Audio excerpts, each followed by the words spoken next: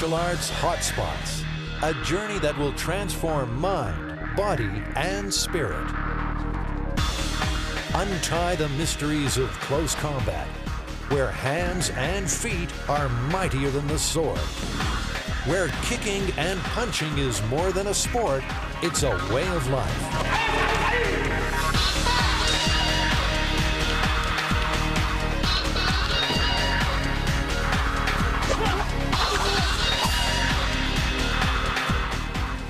In this hour, we'll visit the homes of modern martial arts. The Kung Fu monks of China, testing physical extremes with wills of iron.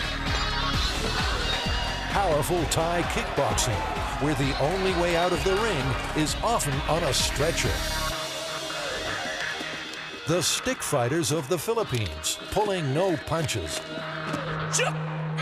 Korea's army of Taekwondo children.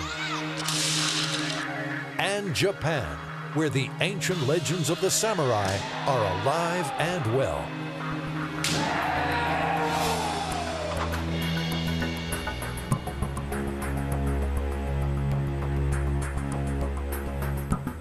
China, the longest-running civilization on Earth. The remnants of the old rub shoulders with the realities of the new. Armies of terracotta soldiers, a hint of the warrior heritage of this country. Bustling, busy, 1 billion people crowded together. But China's modern face hides a heritage of conflict and Confucian-style spirituality, the perfect breeding ground for martial arts.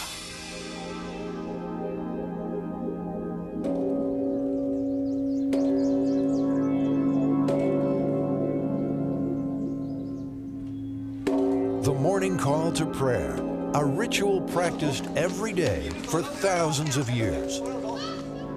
500 miles from Beijing is the beginnings of a martial arts story that is to this day a living legend.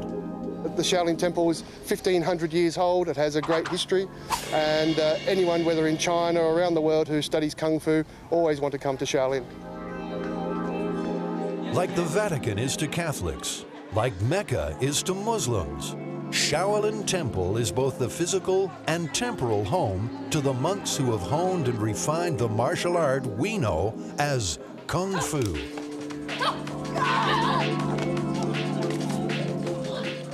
For these young monks, first lesson of the day is a lesson in combat, drills learned over and over. This yellow belt novice is allowed to subdue his more experienced comrade. Innocent practice of a deadly and ancient art. This is no game. Concentration and agility are combined to create martial arts' great riddle. Why do monks of peace practice war? Warriors of the past stand sentinel over the home of Kung Fu. Ancient tablets telling the story of a fighting tradition. The irony of this Chinese institution is that it was created by an Indian. The monk Bodhidharma traveled to China in the 5th century. Local legend has it he was disgusted with the lazy and slovenly ways of the monks he encountered. So he studied animals and mimicked their movements to create exercises.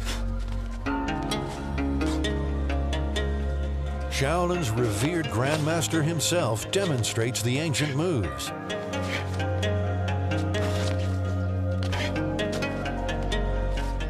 Exercises perfected by the monks as a form of defense against men and wild animals. Kung Fu literally translates as skill from effort. This high-level display by the Grandmaster lost on many of the tourists, unaware of the lineage of this man with an ancient heritage.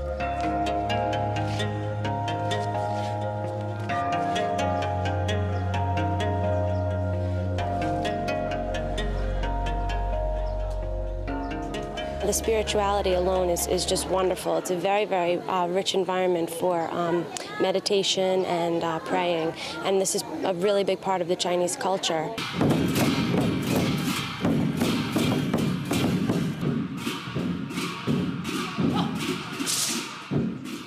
9-year-olds wield swords with the confidence of adults. Each monk willing to spend their waking hours studying and practicing the techniques of balance, poise, and strength. A delight for tourists who flock to the spectacle and color of Shaolin, aware that to be treated to these displays by these monks in the ancestral home of Kung Fu is indeed a privilege. Like all martial arts moves, it takes years to perfect. Skilled practitioners make the moves look easy, but beginners soon learn there is more to the kicks and spins than meets the eye. The monk's precision is a skill learned through dedication and training. Kung Fu masters are made, not born. They're just so concentrated in what they do, and everything's it's just awesome, the way they do everything. It's just amazing to watch. Nice to see it in real life by someone who knows what they're doing. Kung Fu techniques are less about subduing an opponent. Repeated exercises are a form of meditation, designed to take the Kung Fu student to a higher level of consciousness. But it's the form of some of these exercises which leave Westerners gaping. This is what Shaolin is most famous for: the extremes of pain and physical torment. The broad concept of bodily punishment is to test the mind, maintaining composure during stressful times. The monks of Shaolin have turned these techniques into a successful show that now tours the world, a commercial spin-off from a grueling training routine.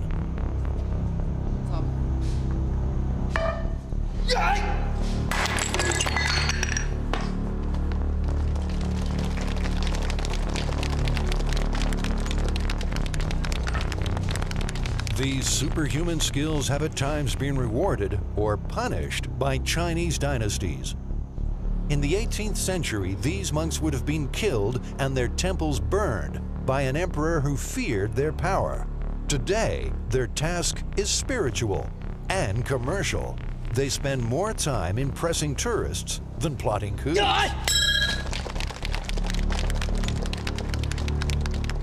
These exercises are not recommended for novices. There is more to them than mind-numbing strength.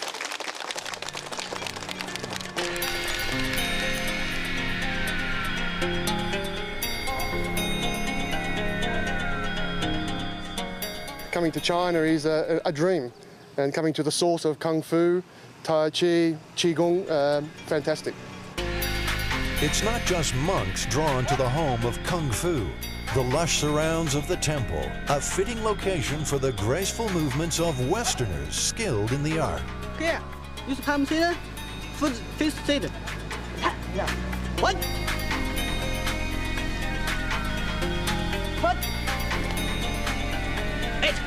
Alan Kelson runs a Tai Chi school in Australia. He's been to Shaolin 4 times already, but says there's always something new to learn.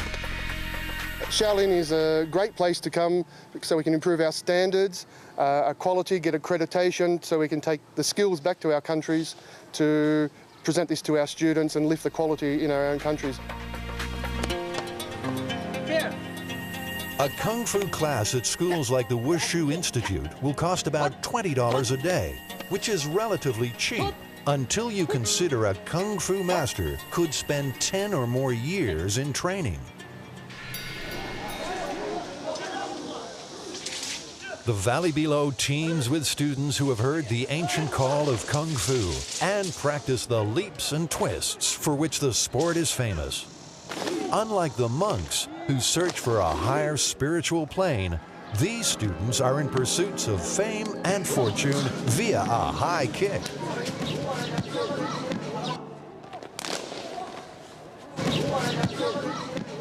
Thousands of students from across China converge on this rural city to unleash their crouching tigers and bask in the glory of an ancient martial art. The Valley schools don't always adhere strictly to Kung Fu doctrine. Students are versed in other martial arts, like these kickboxers, to give a well-rounded fighting education. Some use the disciplines of strength and tolerance as skills for their professional lives. Others become martial arts teachers, while others still dream of the Hong Kong martial arts film industry and hope to become kung fu movie stars.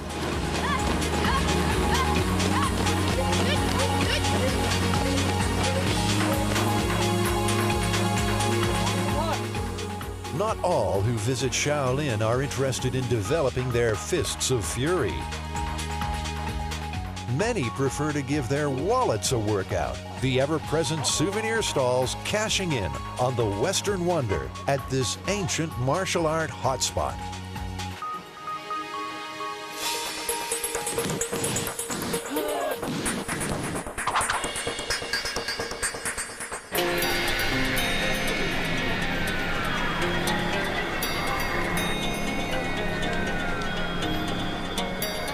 Tokyo, the world's biggest city, millions crammed into a metropolis of contrasts and contradiction.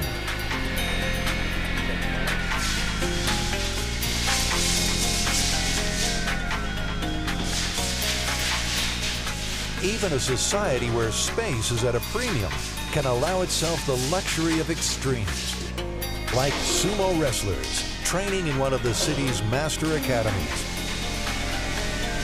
But is this a martial art or martial entertainment?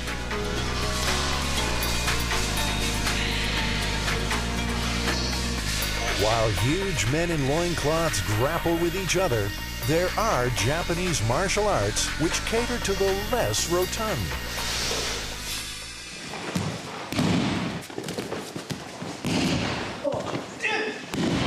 Judo is an exercise as much of the mind as of the body, so you're always looking to get your opponent off his or her balance. You're looking for their weak spots. Evening falls in Aizu, north of Tokyo, and the home of the samurai. Tonight, a class prepares for the martial art they call the gentle soft way.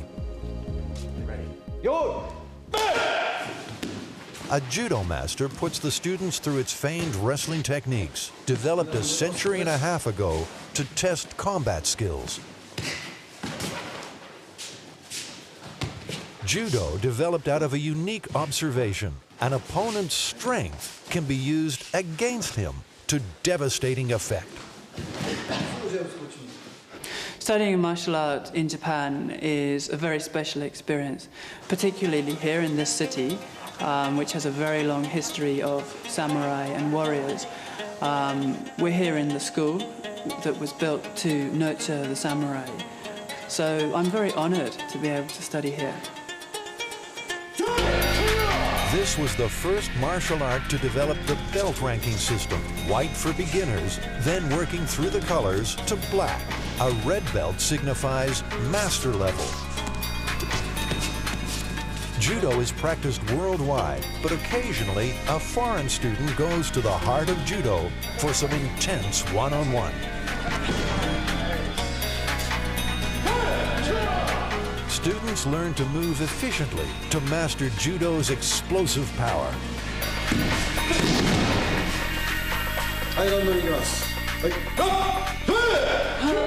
Brown belt James Kent has spent 2 years working in Japan and spends his leisure time hoping to work his way to a black belt. Usually there are about 5 or 6 black belts in the class, and they all act as coaches, all act as teachers. Once again, I'm so impressed that they give their time freely to teach the children, to teach the foreigner. James first came to Japan in 1991 and was hooked on its spiritual way of life. 10 years later, he returned to take up a job in an international association.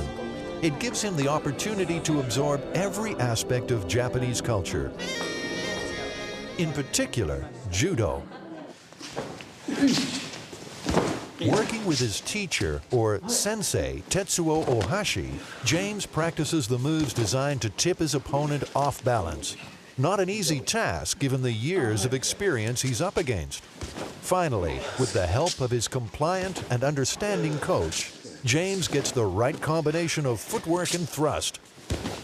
And down goes the sensei.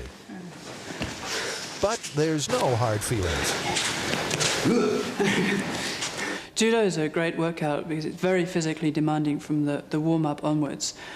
But it doesn't just exercise your body, it exercises your mind. So you can really feel exhausted after a good session. Everything has a name in judo. Falls are called ukemi. Tonight, James is getting plenty of ukemi practice. In competitive judo, points are scored by throwing your opponent, each point an ippon. James's ippon count is low, in fact, non-existent. It doesn't hurt as much as it looks to be thrown around, because part of judo is to protect your partner as well as to protect your own body. And so, I mean, the floors are very well sprung, but after 10 or 15 times of being dropped, it starts to take its toll.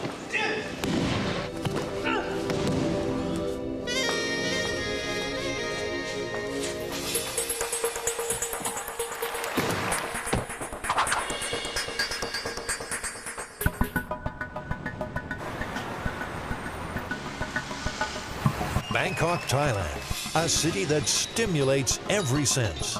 Noisy, bright, colorful, vibrant. This is the hub of Asia, where ideas and cultures merge. Where a martial art was born that is part boxing, part kung fu, and totally explosive. It's not just a sport, it's a national obsession. The atmosphere is unbelievable. It's just, you know, you hear it walking down the street, you know, like you're within 400 or 500 metres of the place and you can hear the roaring. Also known as Muay Thai, kickboxing is thought to have come from combat techniques that were brought to Thailand from China centuries ago. It's a powerful, brutal form of combat, famous as the science of 8 limbs. Hands, feet, elbows, and knees are all fair game. If you want to learn Muay Thai, you come to Thailand and learn from the best, the people who actually does Muay Thai, the authentic Muay Thai. The Fairtex School is the hot spot for kickboxing. Spend a day here, and you'll soon understand you are among some of the world's elite athletes. Training is tough.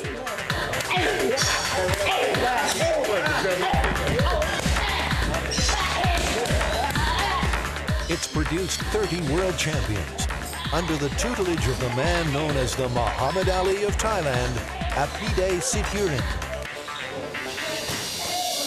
It's an honour being taught by him. He's legendary in this country. He walks down the street here and people, you know, respect him and nod to him like they know him, you know. Australian Chris Logan has come to Asia to learn from the best. It's a grueling regime. A boot camp for fighters with feet of steel. Train here and you join one of Thailand's elite martial arts families.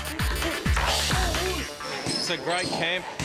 They're like a close-knit family. They really take you in as one of their own and they feed you. They ask how things are going, if you're happy with the training.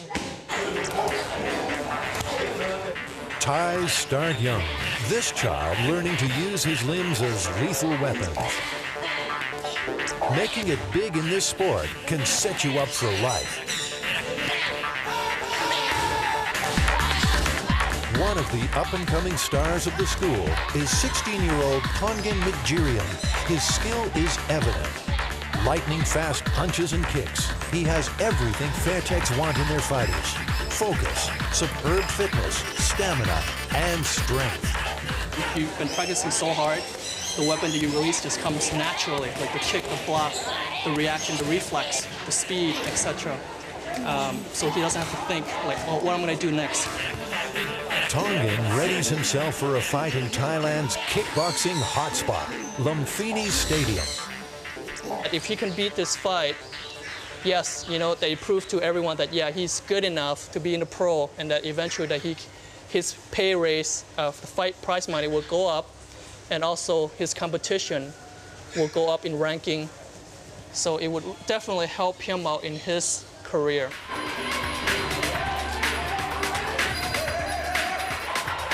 The small crowd relish the blood sport to come. Junior boxers spar in the lead up to the main events. The boxers fight for keeps. Scenes like this are not uncommon.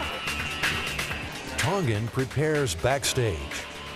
We teach him, you know, it's like, you got to be very mentally strong. So you can tell he's very emotionless. So he's focusing on the fight and not focusing on the opponent or anything else. So he's going in with a clean mind, clear mind, so he can be very focused. So to some extent, you can say, yeah, there's a lot of pressure, but don't tell him that. Spirituality plays a part in kickboxing. Garlands are tied to the body in homage to Buddha.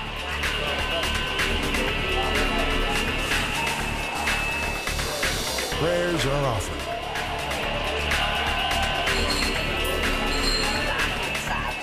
The long walk to the stadium begins for Tongan. He's seen it all before and knows the risks.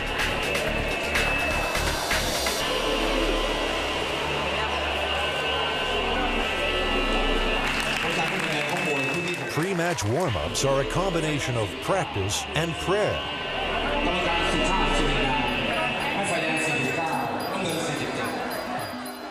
The boxers focus on the task at hand. The color and the ritual are relative quiet before the storm of the bout. He's just going to go in the first couple rounds, feel the opponent. Since he's relatively new at Lumpini, they don't know his style yet because he hasn't fought long enough to develop a reputation for being a Mr. Elbow or the kick or the fist or anything like that. So just going to go with the flow.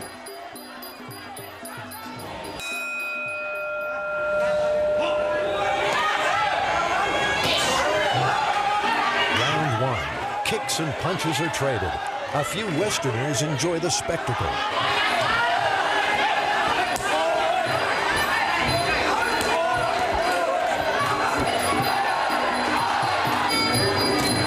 Tongan's fight is vicious. Neither gives an inch. Over 5 grueling 3-minute rounds, they trade punches, kicks, and body blows with a determined ferocity.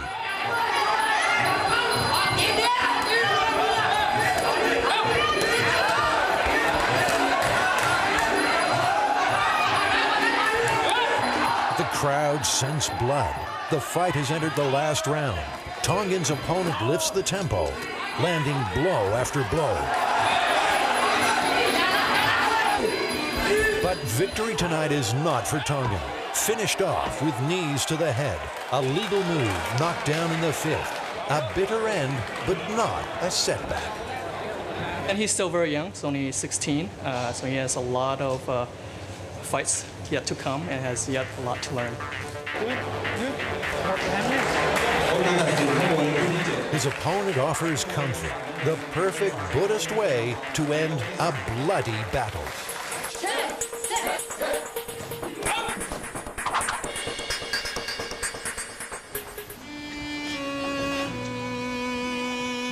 This is Aizu, home of the famed samurai, Japan's warrior class who spent their lives perfecting not 1, but 23 individual martial arts.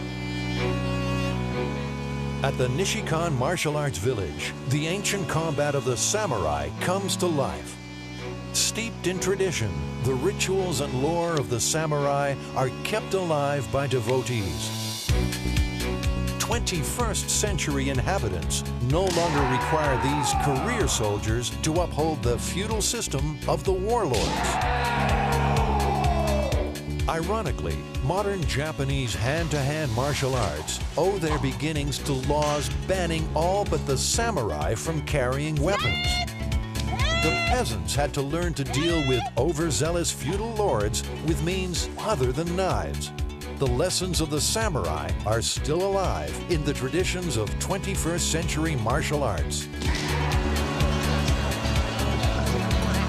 But an ancient samurai would fall on his sword if he were to time warp to modern Tokyo.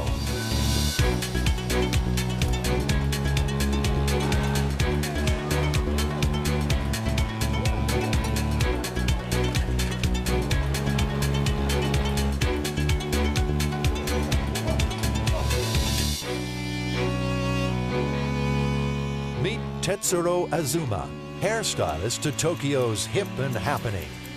Clients come to his tiny salon from all over Japan, happily paying out hundreds of dollars for the latest do. It's a bit expensive, but I think for the money, the technique is very good. It's perfect. Not the image for a martial arts expert? Think again. For this mild-mannered hairdresser shuns the trendy Tokyo nightclubs and explores a different world. Karate.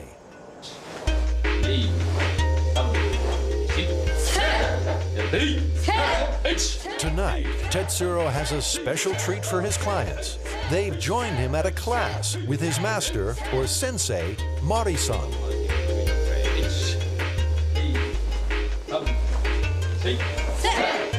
Tetsuro acts as a guide on the floor to Mori-san's direction.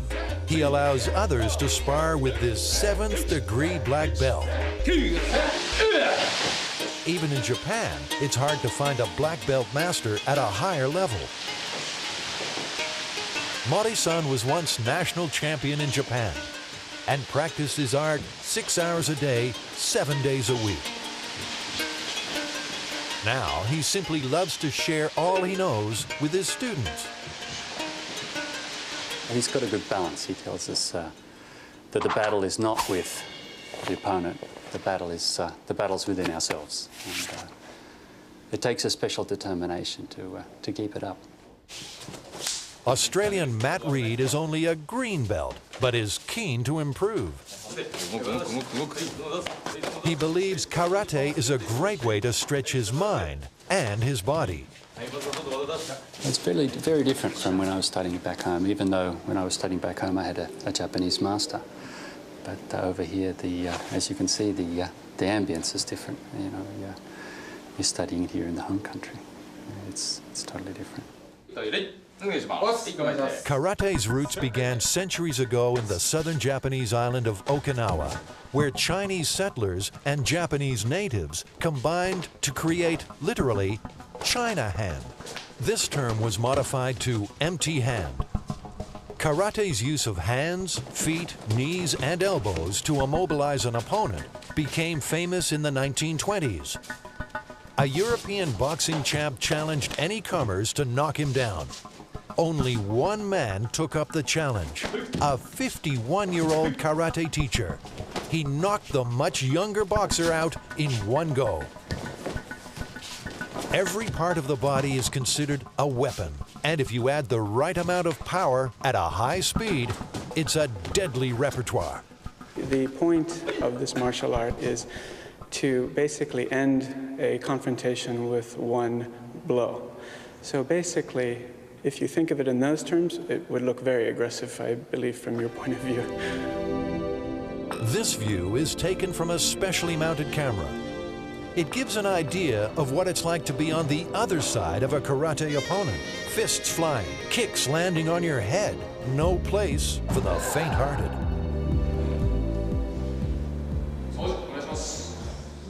On the other side of Tokyo is karate's premier school. And while recognizing the art has a spiritual element, this class knows what makes karate different from other martial arts. Here, opponents are known as the enemy, and students are told they must play to win.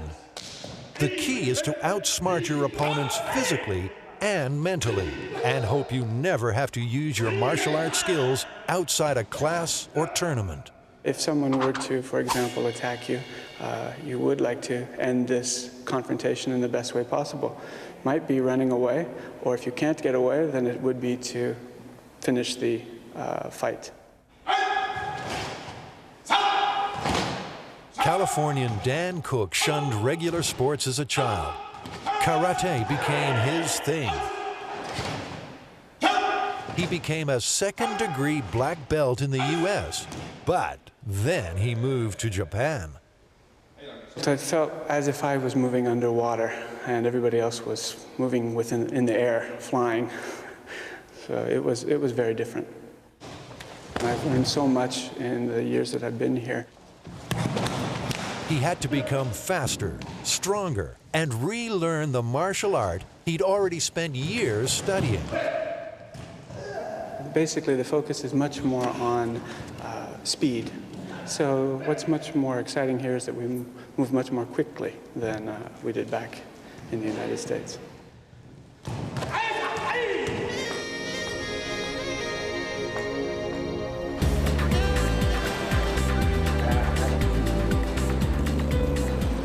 It's been a decade, and Japan is now his home. For this expat American, Oriental martial arts is now a way of life. I think Tokyo is a wonderful place to live. The things that I thought were exotic about karate, for example, bowing, are not exotic here. They're basically just normal. It's part of the culture.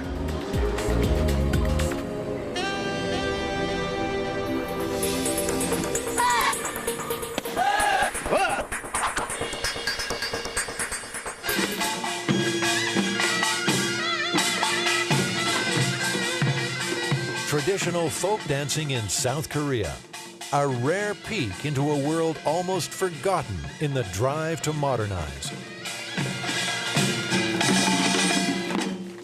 Sandwiched between mainland China and the islands of Japan, Korea was invaded time and again, but managed to keep enough of its culture intact by closing itself off from the world for 300 years.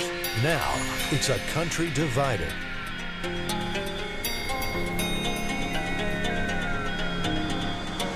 Seoul, a vibrant capital of one of Asia's strongest tigers, and home to one of the great martial arts, Taekwondo. So we exercise and we learn to defend ourselves, and it's a way of thinking and living. So it's a sport, but it's more than that. There's a philosophy that goes with it. Few martial arts can boast being turned into a musical. But Show Taekwon has managed to turn a fighting technique thousands of years old into an energetic stage show that features everything this martial art is all about. Strength, agility, flying, spinning, showing off the high, powerful kicks that Taekwondo is famous for.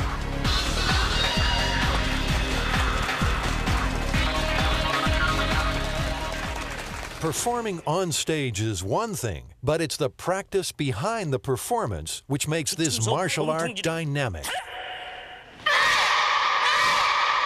Children as young as 6 train at Seoul's premier Taekwondo school, the Midong Elementary. They're treading in the footsteps of an art developed 2,000 years ago, combining Chinese martial arts with Mongolian combat and Korean kicking. Taekwondo translates roughly as foot-hand way, aptly describing the skills needed to master it.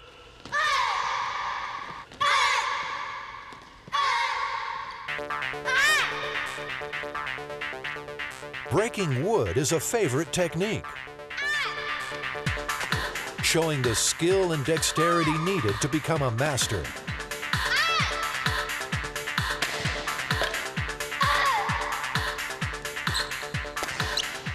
At international exhibitions, it's not uncommon for 15 roof tiles to be smashed with a single punch.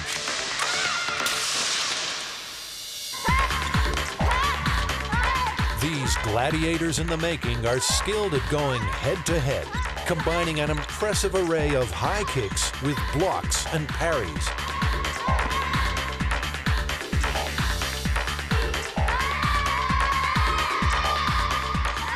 3-on-1 defense keeps the youngsters on their toes. The constant calling of "I" serving two purposes: to put off your opponent and verbalize your inner strength as you deliver the kicks and punches. Jackie Chan himself would marvel at the skill shown by these Taekwondo tots. Kick, then switch side. Like all martial arts, going to the source is the best way to learn. Foreigners making the trek to Seoul aren't disappointed. 7th degree black belt master Kim Young-sun takes the class through its paces. An eye-opener for those who studied in their home countries, only to discover the true path in Korea. Hip joint, use your hip joint wider. Stepping. Kim's students have traveled from Japan, Germany, and North America to train in the heart of Seoul. Some have spent years studying Taekwondo. Others are newcomers to the technique. All believe they've something new to learn in the country where it all started. You get the pure, untainted style and just learning the martial art itself from the source. It's always a good thing. Kevin Sung grew up in Los Angeles. The son of Korean immigrants, he did a little Taekwondo as a child, but he got a fright when he took up the martial art again in the country of his ancestors.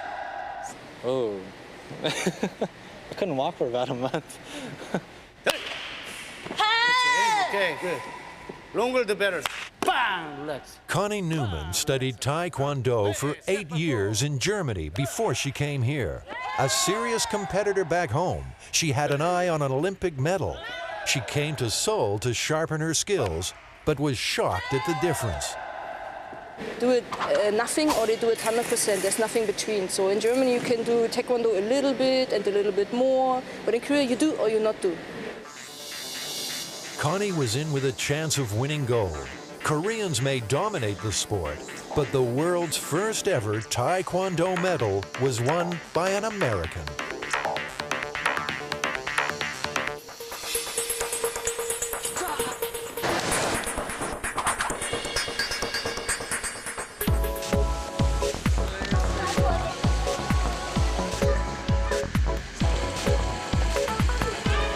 Stunning beaches, balmy temperatures, and enough sun to take the sting out of your stress. Welcome to Cebu, a hop, skip, and jump away from Manila in the heart of the Philippines. Coconut cocktail, anyone? Sun lovers come here from all over the world to chill out, kick back, and top up their tan. And for a select few, discover a unique and deadly martial art.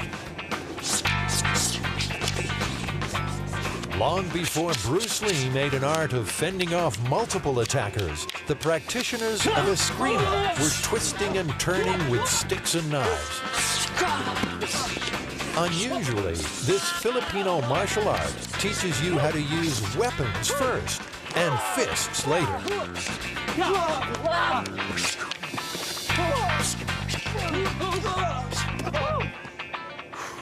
You don't really have the time to think about being hit, really. You're more thinking about delivering your own blows and getting to the other guy before he gets to you. Our special martial arts camera gives you an idea of how fast Eskrima is. When you're this close, every move is dangerous. Sticks fly until your opponent is disarmed and subdued. For 2,000 years, Filipino warriors have been perfecting this art of fencing, but it came to the fore in 1521 in an historic battle against the invading Spanish. Vastly outnumbered, warrior Lapu-Lapu killed the sword-wielding Spanish explorer Ferdinand Magellan, and Eskrima became a symbol of independence, the Spanish outlawing it for 300 years.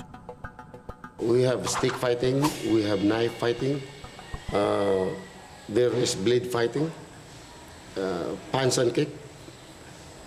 We have a form of grappling and takedowns. So it is a very comprehensive, it is a very complete martial art. Okay, done. Joni Cañete is one of the few Eskrima grandmasters. His school attracts students from around the world. The Philippines' best grandmasters have gathered for a special display. Grandmaster Maranga shows a novice a thing or two about stick-to-stick combat.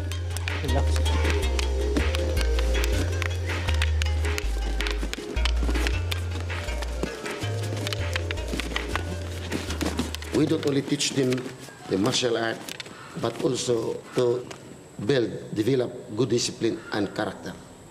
That is what is very important, because that is what this country needs, if this country wants to be great again. At 64, Cañete is still strong and agile. His opponents may be a third his age, but age is not a factor. Age doesn't matter. The older you grow, the more you become wiser. And perhaps it's only the reflexes that is affected a little bit. Strike, strike, strike, strike, strike, strike. Curve, it's curving, right? This is a flicking or snap wrist. Strike, yeah? His speed is phenomenal, and his breadth of techniques as well is incredible, really, that he knows so much of empty-handed, with sticks, with dagger, different combinations. You know, it would take a lifetime to get to the level that he's at, I think.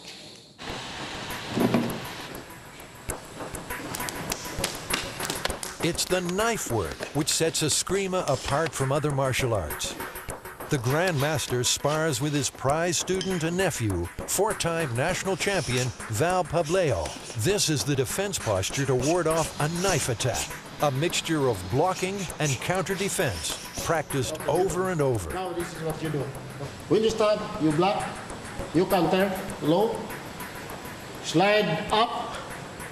When he goes up to block, you check his defense, re-angling your wrist, cut his neck, cut his right side, and stop. The theory goes, if you can master sticks and knives, unarmed combat will come naturally. Like most martial arts, Eskrima is used for defense, not attack. I've used it before when I used to work in a nightclub, and someone tried to hit me in the face with a glass, and fortunately I was able to disarm him, so martial arts did help me. Scott Slezak is one of the many foreigners in the Philippines to learn from the Grandmaster. He and Englishman Mike Flynn have come to Cañete's school to fine-tune their techniques. I like the practical nature of it, really. It's very easy from starting out to see the more obvious practical applications, rather than having to study and train and train and train before really you can see this is going to work for you.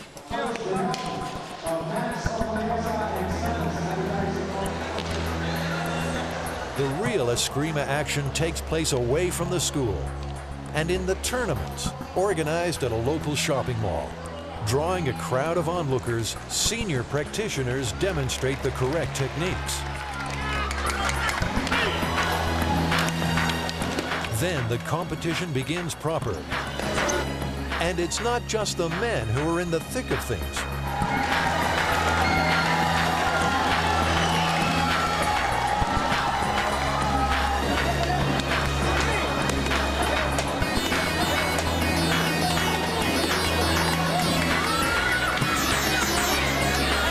Scott is the only foreigner competing today. It may look unconventional, but each bout is timed, and the judges score according to the number of blows landed.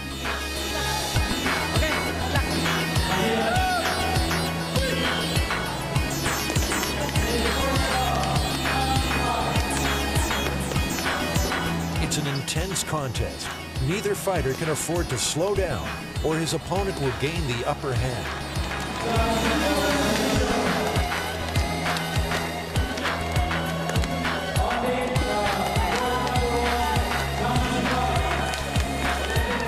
This is Scott's moment of truth. A win means his trip to the Philippines has been worthwhile.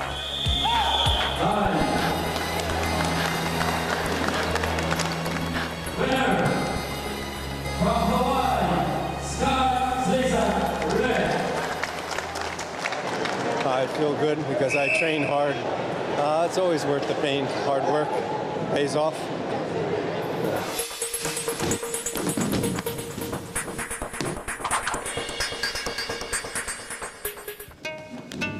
A grandmaster invites students to a challenge. He tempts them to throw him. Time and again, they fail. This grandmaster is a living legend, the grandson of a man who developed his own martial art. Japan is a country of contradictions. Its cities embrace the future,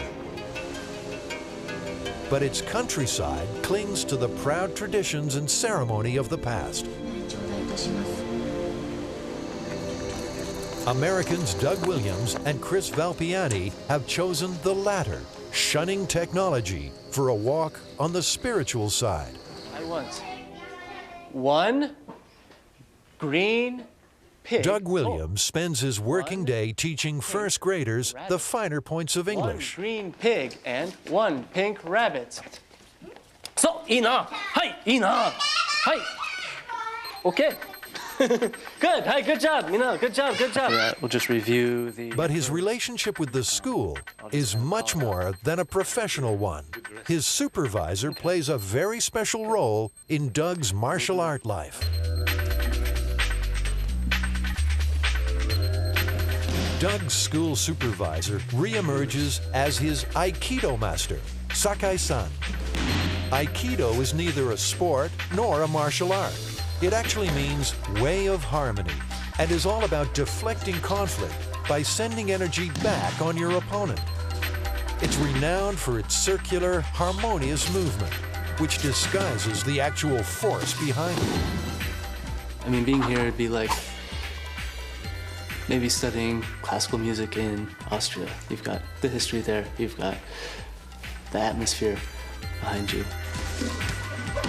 The Americans have over 720 Aikido techniques to learn, but physical moves are only part of Aikido's repertoire. Its spiritual aim is to bring inner peace and harmony by focusing on the simplicity of Aikido's moves. The reason I'm here studying Aikido was because I met Sakai Sensei at a bar, and he pretty much made me cry by manipulating my pinky, and I thought that was just the greatest thing. Size is irrelevant in this martial art. My teacher laughs at me quite a bit because of my inexperience. I end up on the ground a lot, and I end up pulling them on the ground a lot, but it's a great time.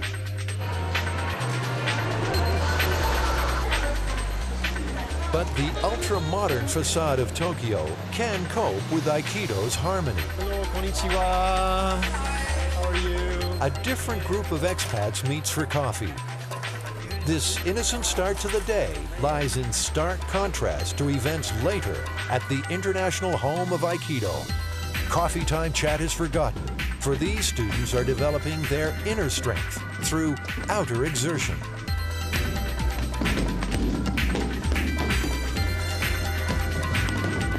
You're not using your strength to overpower your opponent. A lot of the technique is executed through a Japanese concept. It's called taisabaki, which is body positioning. Former Los Angeles lawyer William Gillespie shocked friends and family when he threw in his high-paying legal job and moved to Japan to learn Aikido from the masters. His friends now join him in daily workouts, trading sweat and blows. In Aikido, there are more women than other martial arts. Maybe that's because of the harmonious atmosphere and soft movements, and also because physical strength is not the point. There's no winning and no losing.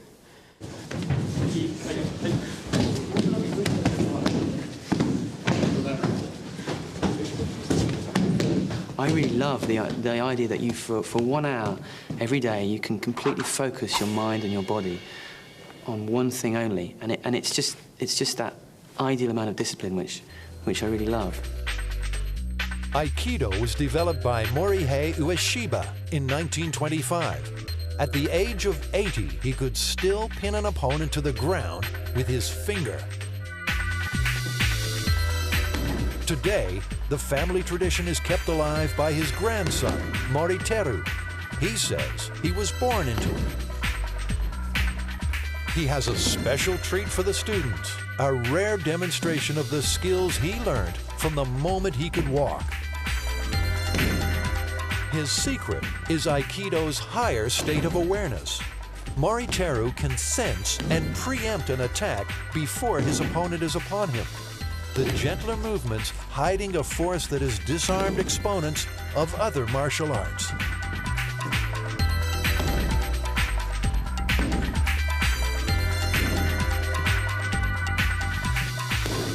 It's magical. There's no other word to describe it other than it's just, you come in here and you have an hour of these amazing teachers who really, I suppose, like national treasures in Japan.